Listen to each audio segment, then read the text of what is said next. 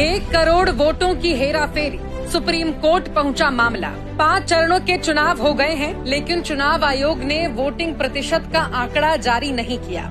जब हंगामा हुआ तो 11 दिनों के बाद पहले चरण का और 4 दिनों के बाद दूसरे चरण के आंकड़े जारी किए गए। हुआ यूं कि चुनाव आयोग ने चुनाव के बाद वोट प्रतिशत का अस्थायी आंकड़ा जारी किया। आंकड़े में लिखा था कि ये आंकड़े बदल सकते हैं। कई दिन इंतजार करने के बाद जब देश की जनता ने असल आंकड़े की मांग की तो कई दिनों के बाद चुनाव आयोग ने फाइनल आंकड़े जारी किए। लेकिन दिक्कत ये थी कि जब इस आंकड़े को पिछले आंकड़े से मिलाया गया तो 1 करोड़ 7 लाख वोटों का इजाफा हो गया। अब सवाल पैदा होता है कि जब इतने लोगों ने वोट ही नहीं किया तो वोटिंग के आंकड़े में इतना उछाल कैसे आ गया।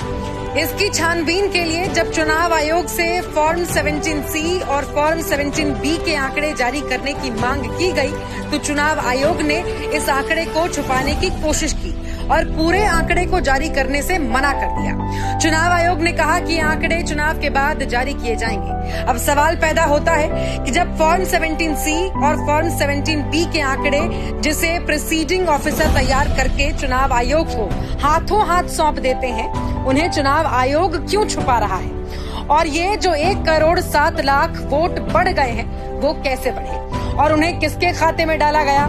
एसोसिएशन फॉर डेमोक्रेटिक रिफॉर्म्स ने इस मामले को सुप्रीम कोर्ट में पहुंचा दिया और अब मुख्य न्यायाधीश DY चंद्रचूड़ की अध्यक्षता वाली पीठ ने चुनाव आयोग को अपना जवाब दाखिल करने के लिए 1 सप्ताह का समय दिया है और मामले को छठे चरण के मतदान की पूर्व संध्या यानी 24 मई को सुनवाई के लिए निर्धारित किया गया है। याद रहे कि इस चुनाव आयोग का गठन खुद मोदी ने किया था, इसीलिए इन पर पूरे देश की नजर है। देश की जनता का मानना है कि आंकड़े बदलकर चुनावी नतीजे को बदलने की कोशिश की जा रही है।